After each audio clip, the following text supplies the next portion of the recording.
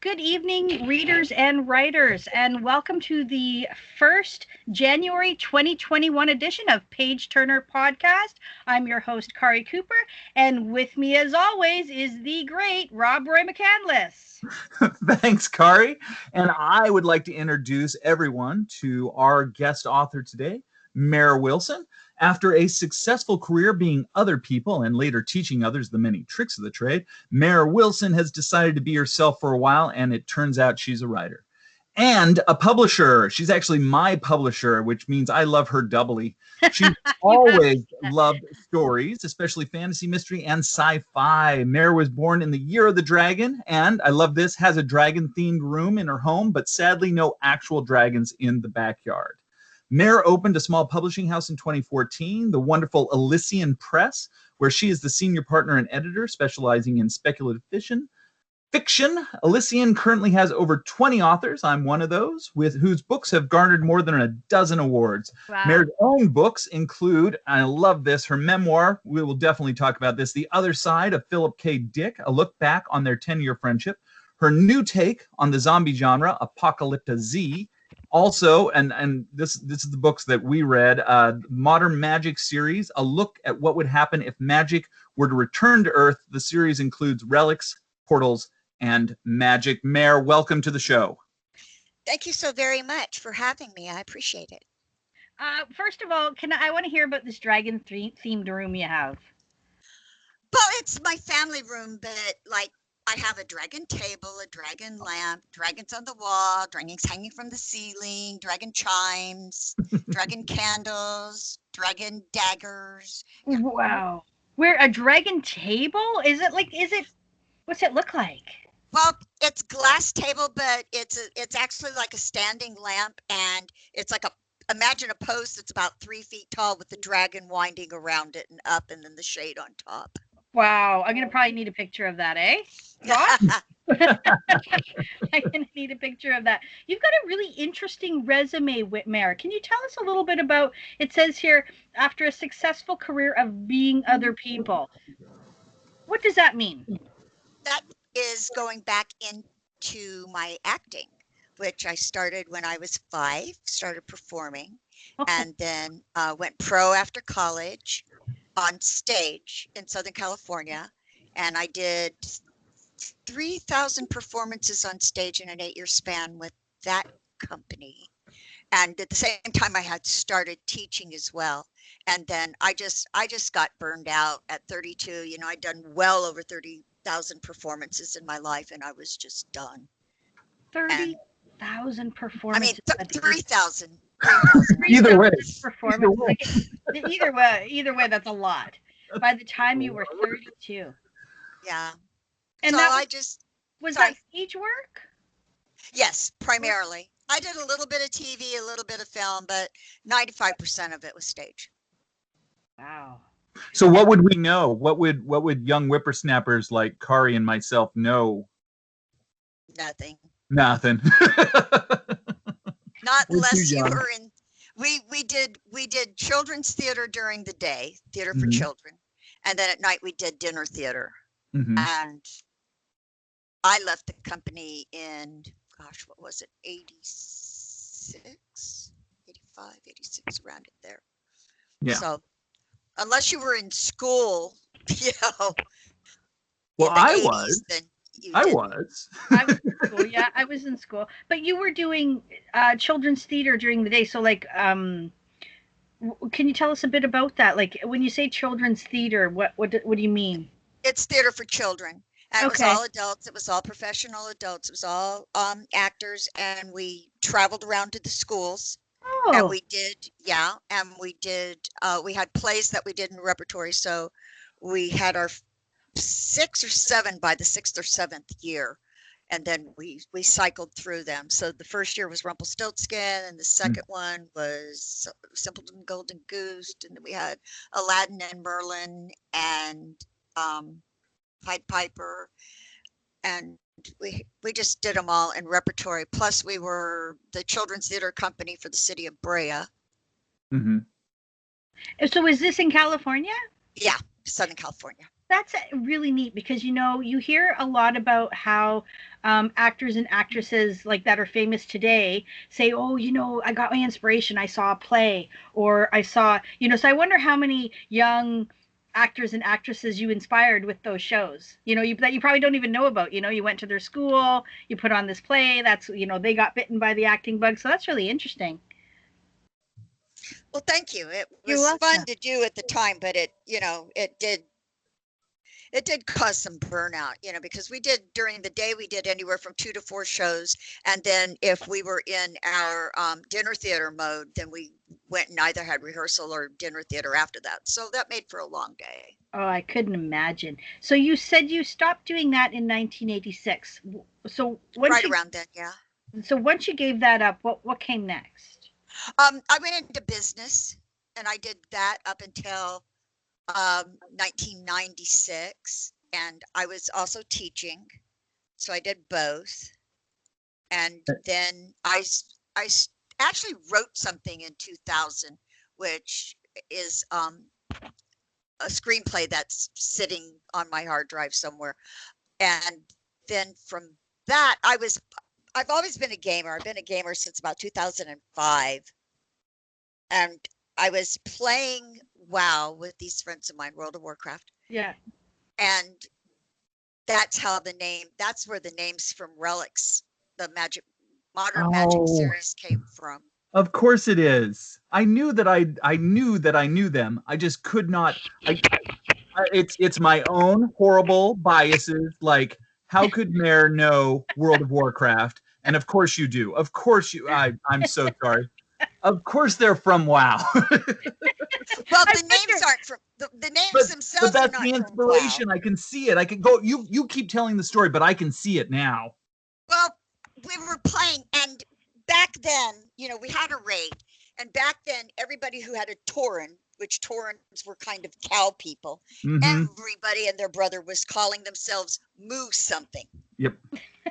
So, and we had this one couple who was Muthulu, and Maleficent. Yep. And I was just like, okay, I'm not going to do that. And I'm literally typing the names into chat where I'm going to tell them, I'm just going to call you Thulu and Lafi. Yeah. Oh, okay. And as I was typing it, the characters just like, oh, no, you're not giving that name to them. Those are our names. And I literally erased the message. Yeah. And within, I think within a day or so, I started writing the first book. And that's where Thulu Khan and Fiona came from. Yeah. Yeah, Lafi. And that's where the Lafi came from. Lafi, so yeah. Lafi, right. Yeah. And that's why they called her that because of the teriyaki burger. Right. In the book. I love that. It's a great backstory in the book, but it's so fun to hear that it came out of World of Warcraft, which of course you play. Well, I wondered if you were a gamer because they were gamers in the book. Yeah. And then I thought, no, there's no way she's a gamer. She's an older lady. There's no way. But you are. Here we go. You have no idea how older I am. And yes, in fact, in the old days, I used to be a really hardcore gamer. I mean, we were playing 4 hours a night, 4 nights a week, and then doing other stuff the rest of the days. But I mean, we were online and playing.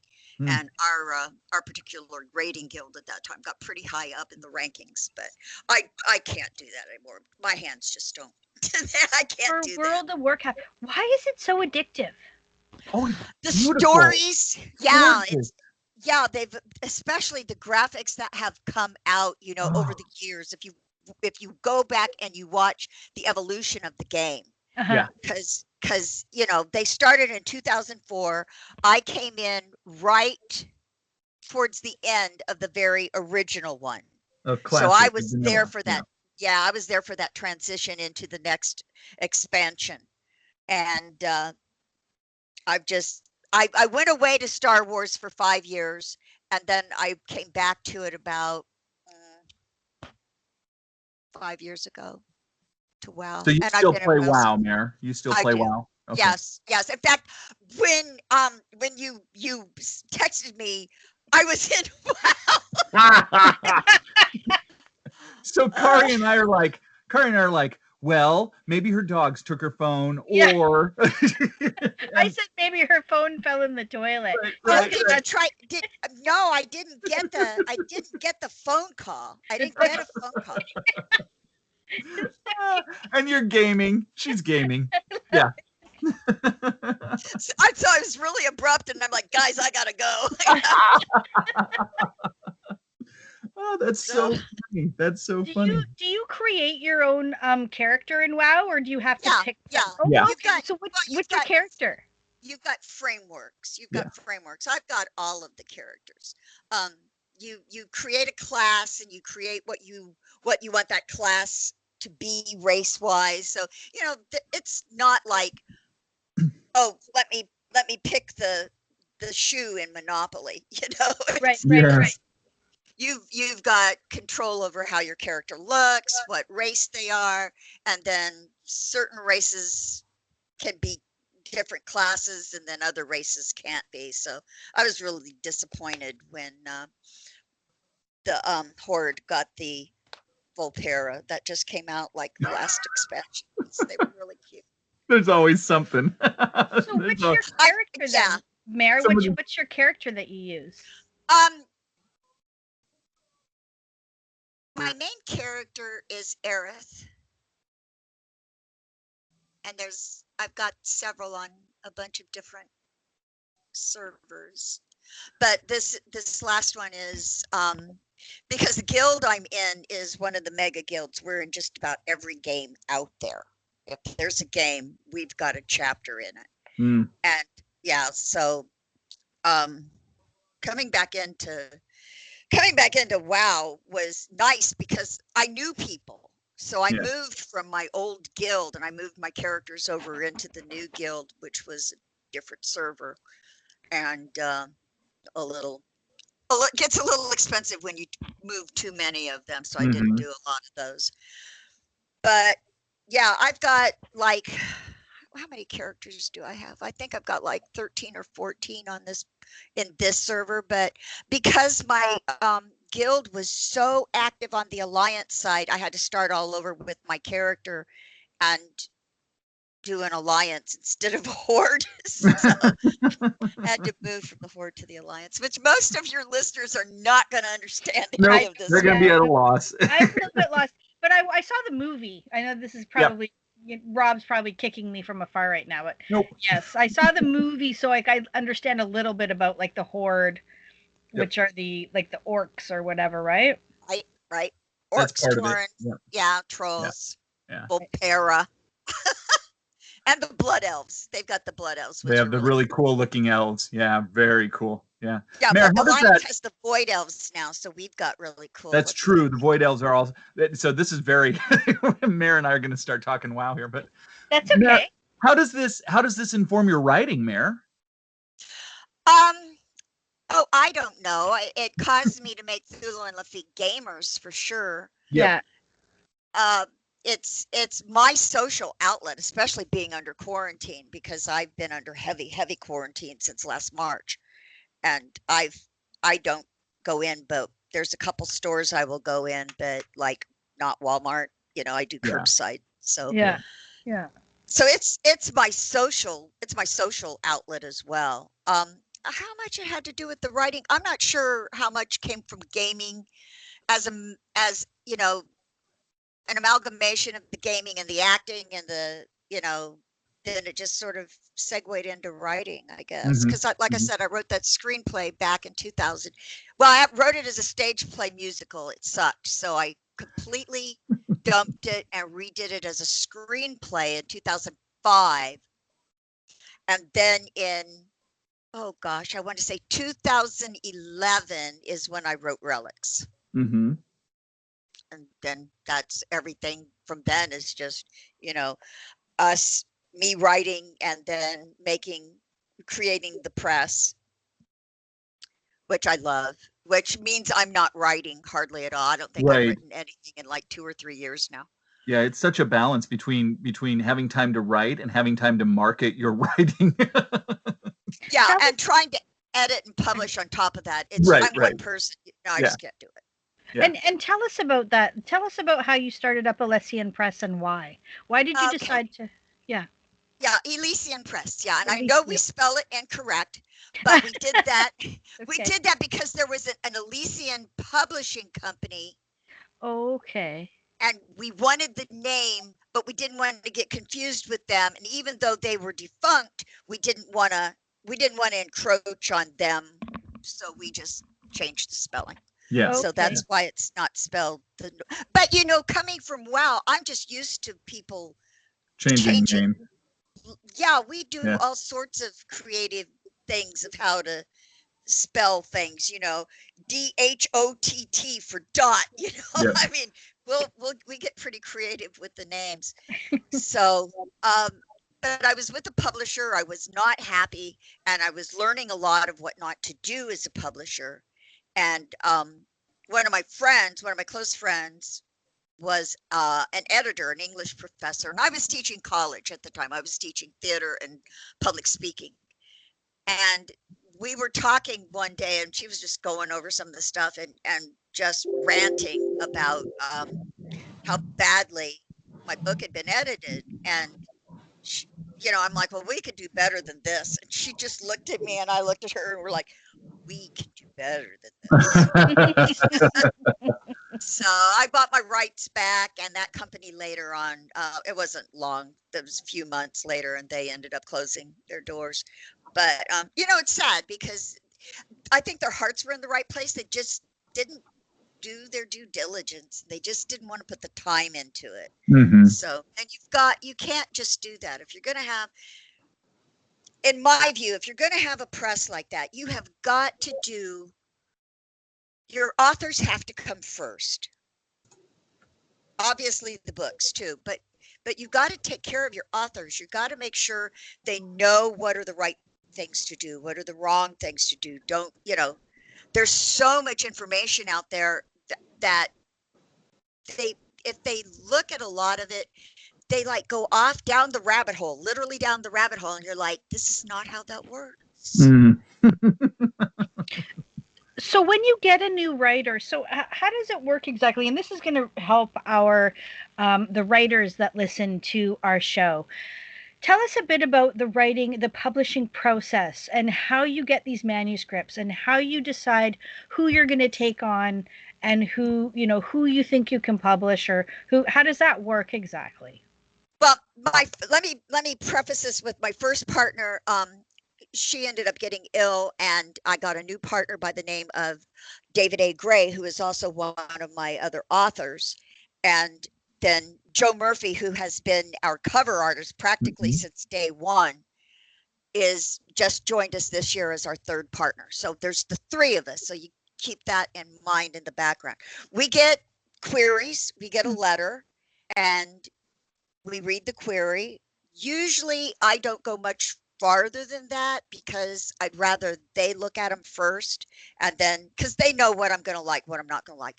So Joe and David will take a look at the samples they send in. We require a 10-page sample, a synopsis, and then the query. And I only go into the other stuff after they do, if they say, read this. But we did more this last year, but we went about a year and a half, I think, maybe a little bit longer, without signing a contract. Oh, wow. So our emphasis is on quality rather than quantity. And the very first criteria is, do I want to read this again? Okay. Or Because, so that's how you judge, is like, do I want to know what happens on the next page, kind of thing. No, that yes, but also keep in mind, I'm going to have to read that book probably 4 or 5 times. Right.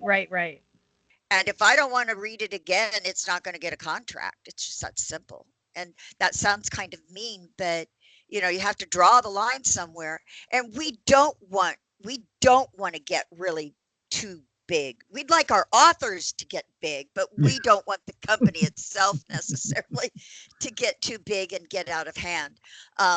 So we do keep the numbers down. for that reason as well, because I've got so many books on queue and they're just all from my current authors. Right. So pulling in new authors is done very rarely.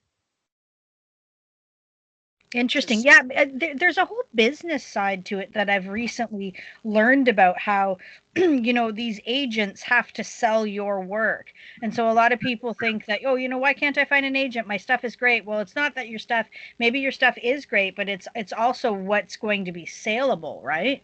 Mm-hmm.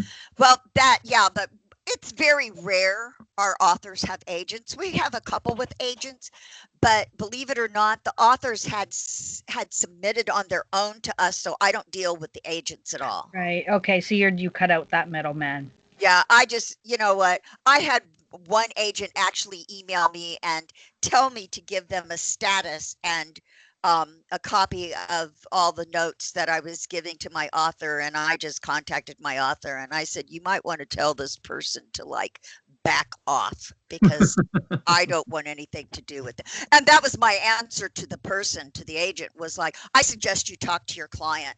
Yeah. I mean, I didn't say anything other than that. It was just like, go talk to your client, because I'm not going to deal with you. I wasn't going to have somebody else interfering in the editing process. It just wasn't going to happen. And do you find that a lot? Like, do you find yourself that your authors are pretty good about the editing process, or do you find that you butt heads with them a lot? Like, no, I have one or two that, are a little not quite understanding the process. So they have to kind of be educated. But then I have authors like Rob who are just a joy to work with. yeah. I mean, when I finished his book the first time, and he and I met through a mutual friend who had actually been with me at the previous publisher. So, it's all interconnected. Mm-hmm. It's small world in the writing community. It really is. So she had mentioned, she said, would I like to look at a steampunk book? And I'm like, yes, I love steampunk. Send it to me. And I don't have this happen every time. So this is why I can brag on Rob a little bit, is because I finished that book and was ready to turn back to the first page and read it again. Yeah. Right there. Yeah, I'd same when I read his book. You guys. With Aubrey. I love Aubrey. I'm gonna float away. No, it's so true. And it was, and obviously you have, because we're in spec fiction, we have books that are going to appeal to these people over here, and then books that are going to appeal to those people over there, and then all over the place. So we have differing levels of experience, which Rob came to us with a lot more experience. So the process was really easy for him, because I didn't have to explain a lot. It was just like, this is what I think. If he didn't agree with something, he'd send me a note back and he's like, well, I had it this way because of. And I'm like, okay, well, let's see if we can get to where you want to get, but better. Let's see if we can't smooth this out, or whatever the issue was. Yeah, that was a lot of David's notes, a lot of your notes too, but a lot of David's notes were like, this could be better. I'm like, fine, I'll write some more. Well, when he says this could be better, David wanted more background. More. Background. Yeah. But no, Maer and David are so great to work with, and the process is the process. It is kind of the same almost always, at least in my experience. So I was orphaned from a press that went under, decided to shutter their doors, and had to start hunting around again, and so. Not to take over the conversation, but Maer and David are just so great. I just can't say enough good things. I love when we're doing the editing process. That's my favorite part of the whole process. So, and I normally love the editing process too. Sometimes it's a little more difficult, especially if I'm having to explain why I'm making every note. Right. which I don't do with like the experienced writers like David and Rob, and we have Jordan Elizabeth is one of our writers. She's got like out 40 some odd books out or something like that. Wow. And she's very easy to edit because she get all of these authors, because they've got all these books behind them, they know what they're going for, and they understand that if I make a note, the answer just doesn't come to me. So if I make a note in the manuscript that I'm questioning something, new authors will often try to explain it to me in the comment section. Yep. And it's like, if I've made a note about it, fix the text. Yep. Don't tell me what it means. Because you don't have that text. opportunity. You don't have that opportunity as a writer with the reader. You don't have the opportunity to explain it to them. Oh, here's what I meant here, which means it's a failure of the author connecting with the reader. Yeah. Exactly. Yeah. At least that's how I look at it. No, that's exactly it, which is probably why you're one of my dream authors, is just because it's so easy to work with you. And that's not taking anything away from the others, because, you know, I've got some writers that I would just kill to be able to write like them. Yeah.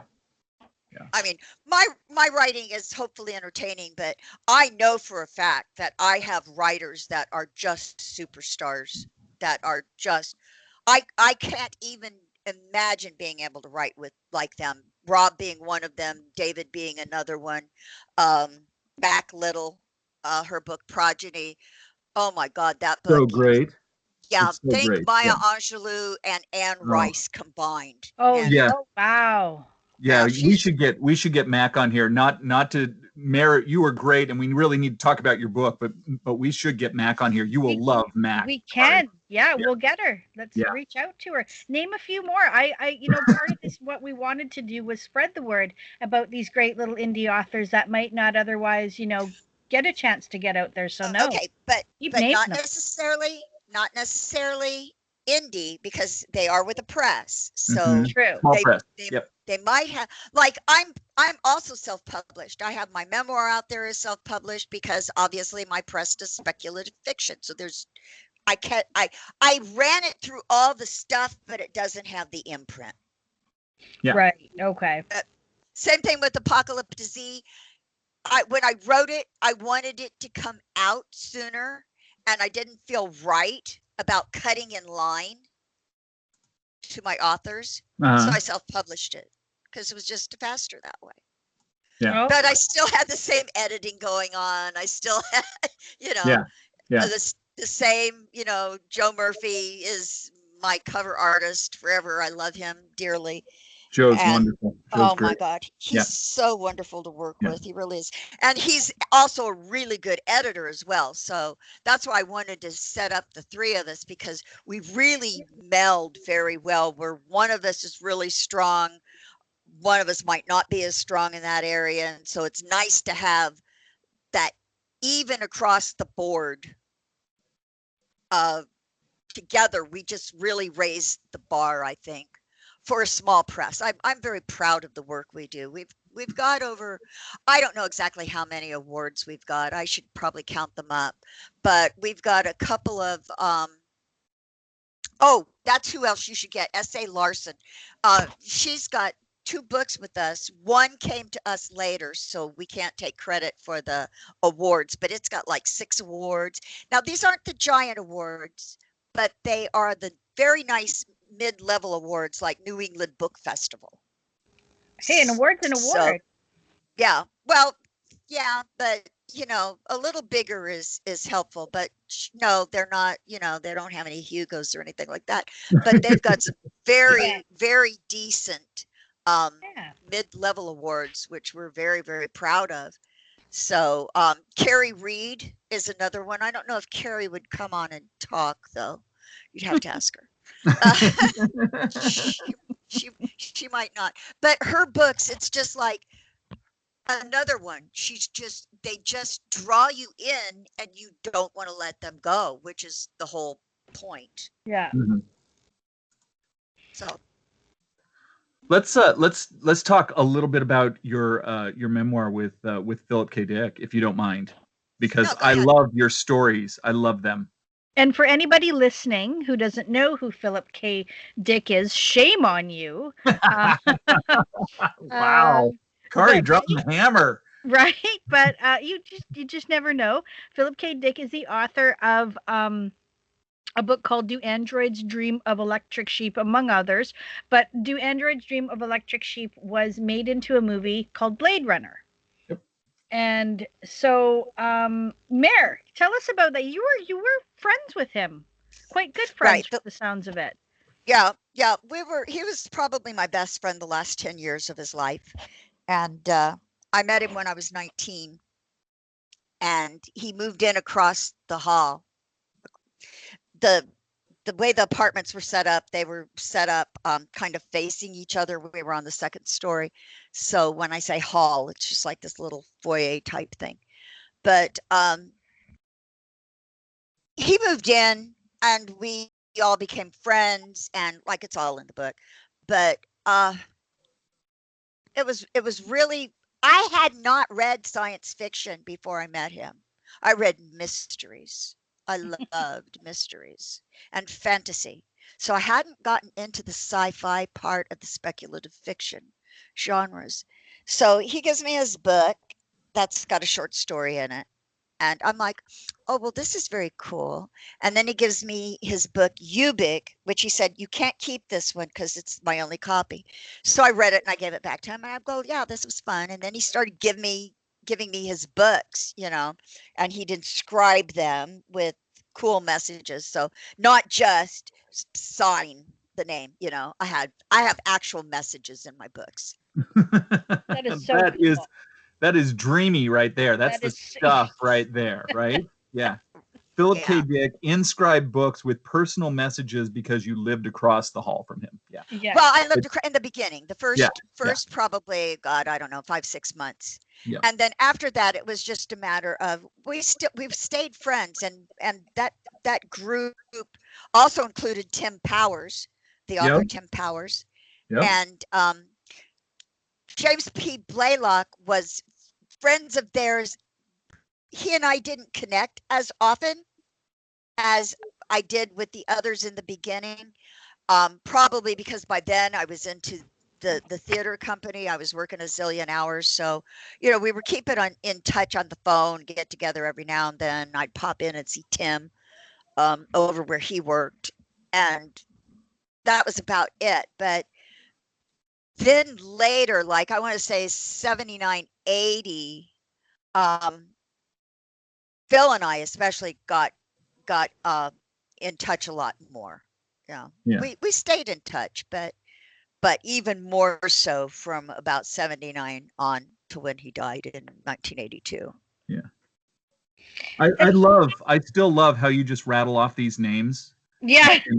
Like the very first conversation Mayor and I ever had on the phone, because I wanted to get a feel for her. I wanted to, I'd had a really bad experience with the publisher. I wanted to get a good feel. I remember and you. Yeah, I remember yep. that. And she's like, it'll just be a 10-minute conversation. We'll just meet and greet, 10-minute conversation, no problem. So we get on the phone, we talk for an hour.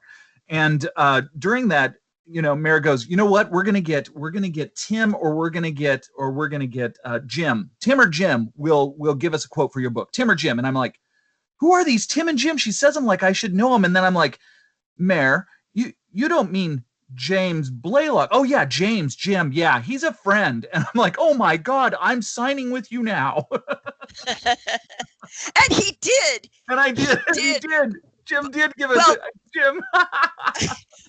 we went to the we did the Phillip K.Dick festival or whatever I can't remember what they called it, at Cal State Fullerton. Oh gosh, I don't know, 3-4 years ago, something like that. Mm-hmm. I'm terrible with dates. And I'm terrible with names. So forgive me for that. But yeah, so we were there, and I had said to him about reading some of my stuff for my memoir, and he goes, well, yeah, but I'm going to be really honest. And I'm like, well, I would hope you did. And then he ended up giving me a really nice quote for my book. And I had several of other mutual friends that were mine and Phil's friends that also participated in that. So I was pretty comfortable asking Jim to blurb Rob's book because it was steampunk. And keep in mind, Tim Powers, James P. Blaylock, and K.W. Jeter are the three grandfathers of the steampunk genre. Yeah. Right. Like So I have without to I have to pause just a little anytime their names are mentioned and bow my head a little because yeah, they are the gods of steampunk. Yeah. Rob's doing the "we're not worthy, we're not worthy." Exactly. So anyway, I asked Jim, I said, look, I've got a really, really good steampunk book, and I'd love you to take a look at it. And if you like it, I'd love you to blurb it, you know. And meanwhile, Mayor's like, you know, we're going to do this. And I'm like, there's no way James Blaylock is going to read my book, much less blurb it. So, okay. Yeah. So that's my sense here. So I sent him an email, and he said, and he was like, oh yeah, absolutely, send it to me. So I did. And I think it was about 6 weeks. Yeah, we didn't hear anything. Yeah. I wasn't pushing because he told me he was really busy. He teaches college. So in between his writing, he's also teaching. So he's got a super busy schedule too. And one of the things he said privately to me, and I think this was about Rob's book, was it's your fault my students' tests or papers or whatever aren't graded. And Mayor tells me, well, he's definitely read your book. And I'm like, I could die right then. Like James Blaylock has actually read my book. I don't even care if he hates it. Like, he's read it. Any attention's good attention. Right. Like, he loved it. And then, yeah. He loved it. And he blurbed it. And that's when I did die. I died. Yeah. And then he told me, he said, I had no idea, because I hadn't made a big issue of the press. Yeah. When I saw him, it was just kind of like, oh yeah, we're doing this. And he was like, I had no idea this was the quality of work you're putting out. Oh, nice. That's a great compliment. Yeah. Because, you know, we're sitting over here in Southern Nevada. We're not in New York City. We're just a little press. We've got, like I said, 20 some odd authors. I really should probably count them. So I know. I just know it's over 20. You know, it's like, okay. I love them. They are my, every one of them is got something about them that I absolutely adore. So I don't take anybody I don't like. If I think somebody's going to be a problem, I don't care if I like their book. I won't sign them. Because I have to have fun at this. If I'm not having fun, then what's the point? There is no point. Yeah. So anyway, Jim and everything came along later. So yeah, he learned Rob's book, and then he actually did a note to me when he sent me his responses back after I sent it to him, because Tim Powers did the foreword, and then Jim sent me an email, and I wrote him back and I said, can I use this email in my book? And he's like, sure. So I did. And then Paul M. Salmon, who did I have to look up the name of the book now, that he's got a couple books out behind the scenes of Blade Runner. Yeah. That he's written, and just absolutely brilliant guy who was, you know, on the other side of the movie, whereas I was on the Phil side, he was on the movie side of it. Yeah. The Ridley Scott side. Yeah. Thank you. Yes, Ridley Scott. And correct me if I'm wrong, but Dick did not like the movie initially, right? Or he did like it, but he hated the script. He hated the script. He was very cranky about Ridley Scott. Really? Yeah. Oh, he was. Oh my God! I had to sit him down.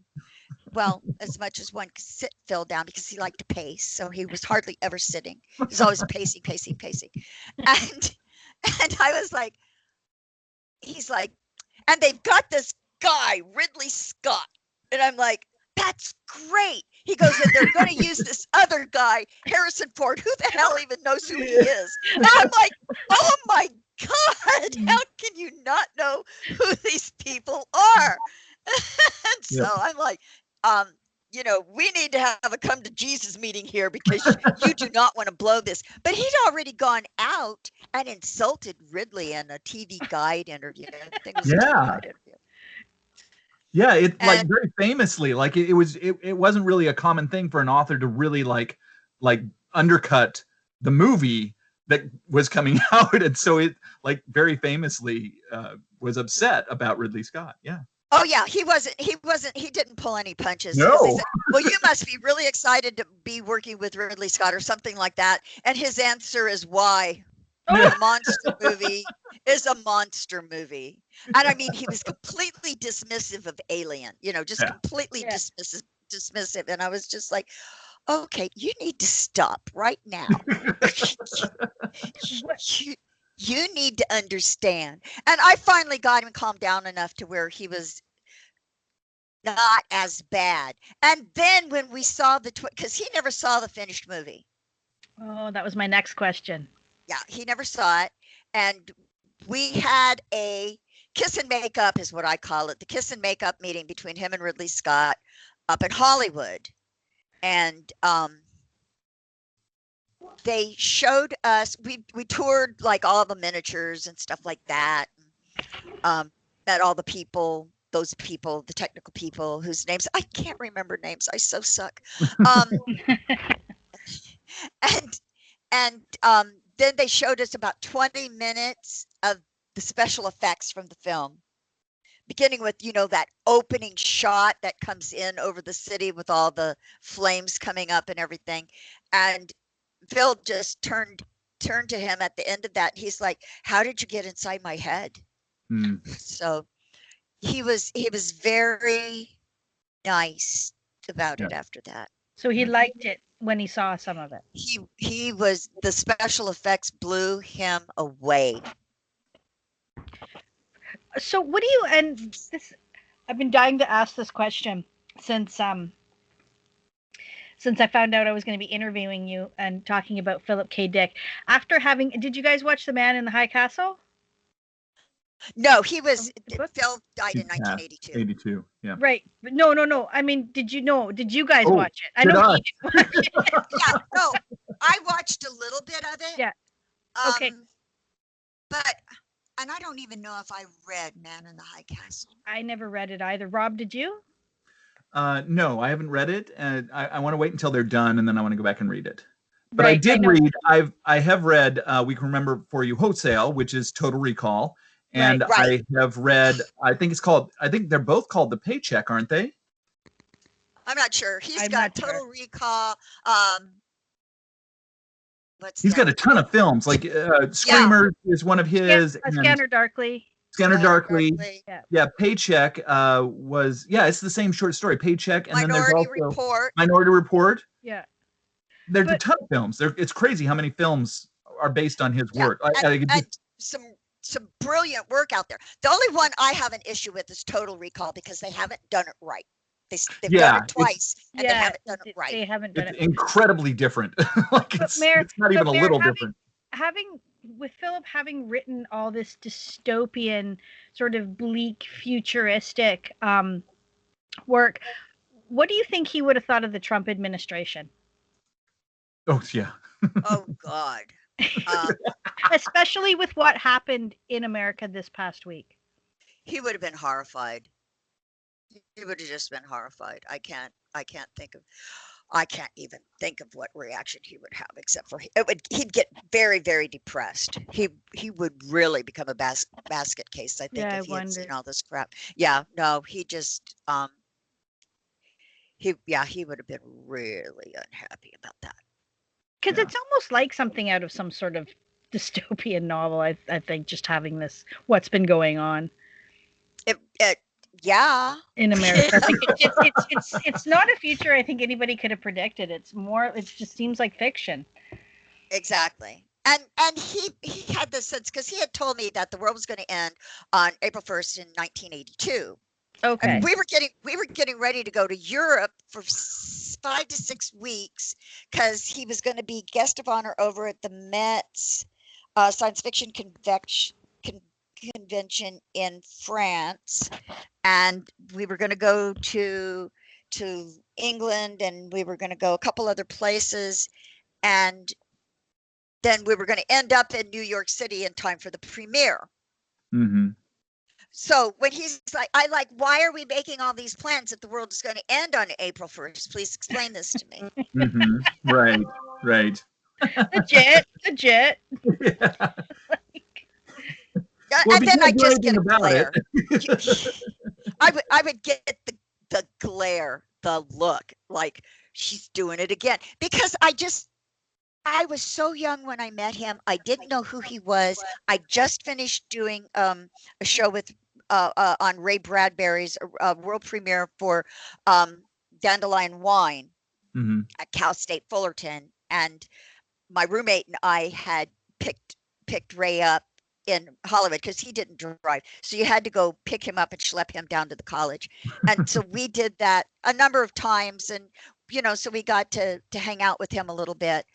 And so I knew that name from high school. I knew Ray Bradbury, required reading, so I knew that name, but I didn't know Phillip K.Dick. So when he tells me he's a science fiction writer, I'm just kind of like, okay, yeah, okay. Wow.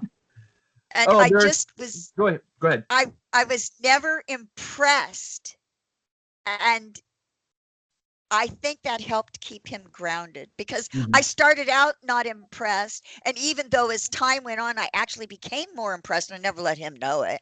Mm-hmm.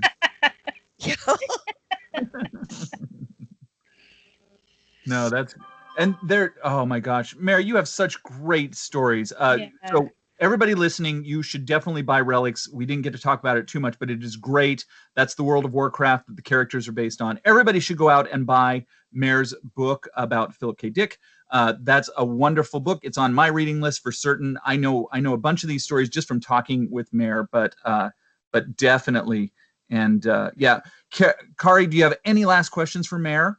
I don't think so. I've just, it's been such a pleasure, and thanks for coming on the show.